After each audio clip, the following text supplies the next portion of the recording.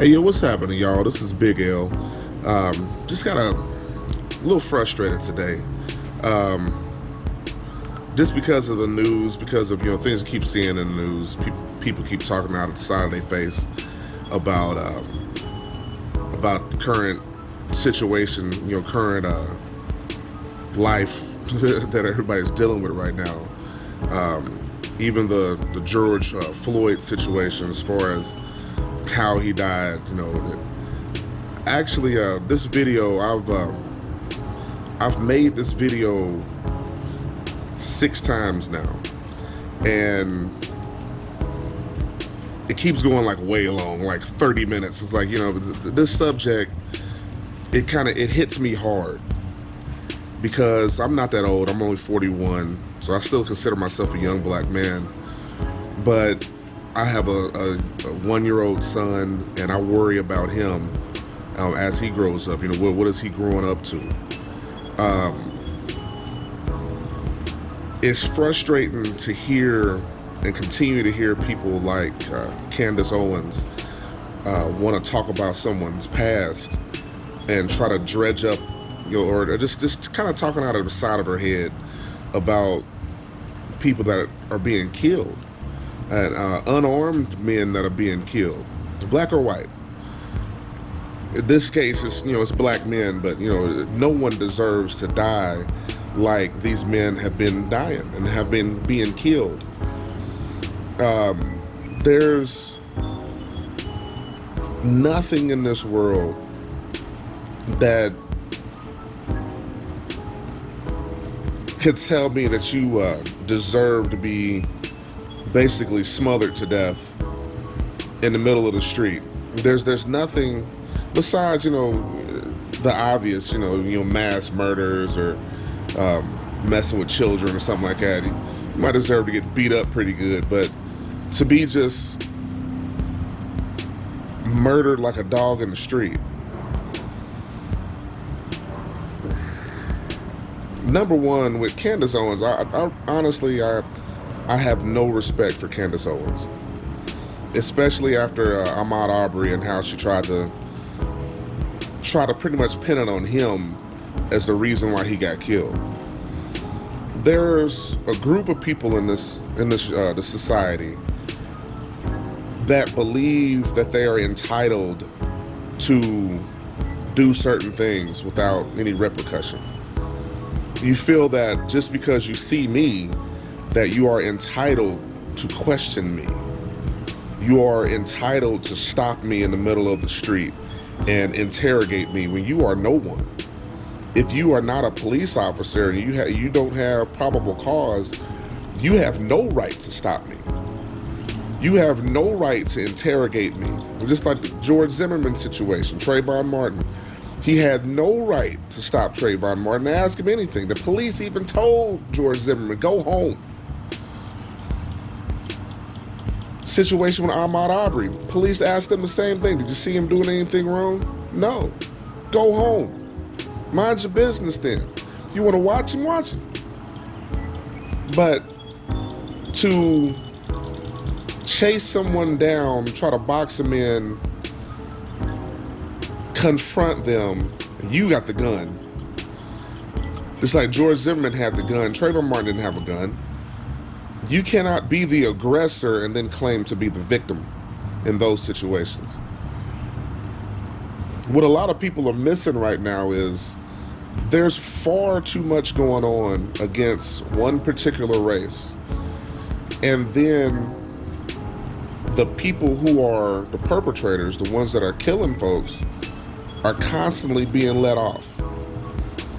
That can only happen so much before you have an uproar, and right now you have an uproar. And as soon as you say, well, we're going to charge him with 3rd-degree murder, we all see that that's going to be another slap on the wrist.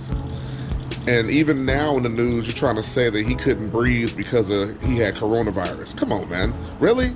Couldn't breathe because he had 600 pounds of grown man on his back for almost 10 minutes.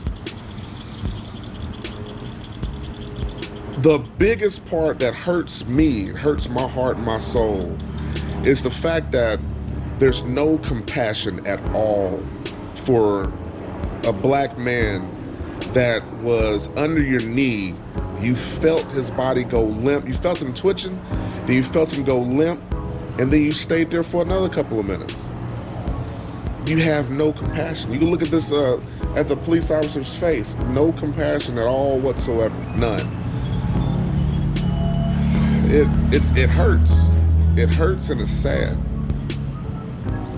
You look at other videos that we've all seen over the past few years of young black men being killed, and not everybody's innocent.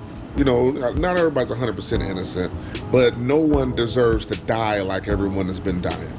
No one deserves to be shot 4 or 5 times in the chest, and then while that man's laying on the ground bleeding to death, you see the blood pooling coming out of his body, and the police officer still throws him in handcuffs like he's a superhuman and he's gonna jump up and run away.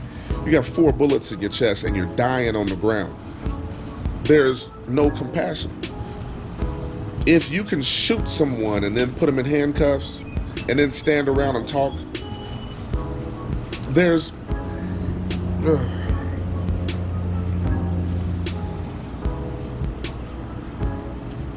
that's terrible. And, you know, right now, when I think of the George Floyd incident, that hurts. Even when to see him, or when they pulled him up off the ground, you know, trying to pull him up by his arms. He's in handcuffs, limp body, and you trying to just, you know, pull him up by his shoulders. You know what I'm saying? There's no care, and that's something that needs to change, and it needs to change now. And the Candace Owens of the world, y'all need to just shut up. Just don't have an opinion. I would rather you not say a word versus try to dredge up someone's past and try to explain to me how I just can't get with the whole situation. Come on, man. No man deserves to die in the middle of the street. 40-something-year-old man screaming for his mama.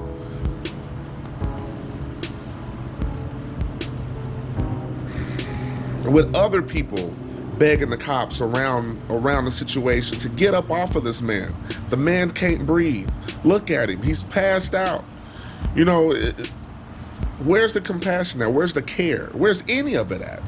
And the disconnect between black folks and white folks is the fact that when I see this situation, I see me. I see my son. I see my dad. I see my cousins. I see people I just see that I talk to, you know what I mean? I see black men and myself being killed for nothing. And George Floyd died for basically $20. He was accused of passing a fake 20. Ahmaud Arbery was killed for jogging in the neighborhood. The owner of the house that he supposedly was looking in, or that he was looking in, looked through the windows, whatever he did, has video of other people in the neighborhood, including an old white couple, some kids, other people that go through that house to the water spigot in the back to get water. And no one calls the cops on anybody, but when Ahmaud Arbery did it, all of a sudden there's an uproar. You know, we've heard there's another black person who's been breaking into our homes, so there's a black guy running, it must be him. And then you confront this man and kill him. That is messed up. And you don't have the right to do that. The point of all of it is you do not have the right to stop me and ask me anything if you are not a cop. You don't have the right to stop my truck, get in front of it and block it in. You don't have the right, because to me, I feel threatened. I am also a human, and if I'm packing my pistol, there's going to be a situation, because if you, I'm sorry, lack of the use of a better phrase, if you got the balls enough to stop this 290-pound man to try to interrogate me when you are not a police officer and have no business doing anything of that sort, you have a problem on your hands, because I don't know what you are capable of, and I do have the right to defend myself. Trayvon Martin had the right to defend himself. Some man that he don't know, some stranger, pops up out in the middle of the night to try to interrogate him and ask him some questions, and that man is packing a gun. When that situation arises, you are telling me, and when you let George Zimmerman go, let him off on it, you're telling me that I don't have the right to defend myself. This other situation, I can't think of the lady's name at the moment, where the police broke into their home and the boyfriend trying to protect him. You know, we don't know who this is. You're breaking into my home. I don't know who you are. I don't know who it is to plan on doing me harm. And when the man tried to protect him, the cops shot his girlfriend, killed her. She was a nurse. So now you're telling them, then they put him in jail for attempted murder. I'm not sure if they laid him out yet, which they should have. They shouldn't even. Come on, man. You're breaking into my home unannounced. I don't know who you are in the middle of the night, but I don't have the right to defend myself in my home. What are all these rights for? What are all these amendments for to the Constitution? What is any of it for if I don't have the right to defend myself? I did have to realize something though, but at the time the Declaration of Independence was written, black people were considered like cows, like, you know, like horses, mule, whatever. We weren't really considered to be human. So does that, you know, really make you think that the Declaration of Independence wasn't even written for us, huh? Because it seems like it. When all these cases come about where you can defend yourself, but I can't. You could come to me with a gun, I'm unarmed, and you shoot me and tell me that you defended yourself. I don't get it. I'm waiting for the defense to come out in the Ahmaud Arbery case and tell me why, you know, they thought that you need to have all these guns to stop this man who's just jogging. And I don't care if he wore khakis or not, Candace Owens. I don't care what type of pants, what this man had on. I really don't care, because you cannot tell me that that man deserved to be shot in the middle of the street by people who are not cops. I don't care if you're an ex-cop. You're not a cop right now. You have no right to stop me, to ask me anything. I don't care if you think you're privileged enough to do so. That's crap. I'm trying not to make this video go long. It's already 12 minutes. But this stuff hurts. And, you know, right now, as a community, we're not okay. As a black man, I'm not okay. I don't feel okay. So something needs to change, and it needs to change now. All right, y'all, I'm about to go handle some business. So until then, hit the like button, hit subscribe, do all the good stuff. Let me know what y'all think, man, because it's time that we need to heal. We need to change something around here. All right, y'all. I hope y'all having a blessed day. Be careful out here with COVID-19. Be safe. And till the next video, y'all. Doses.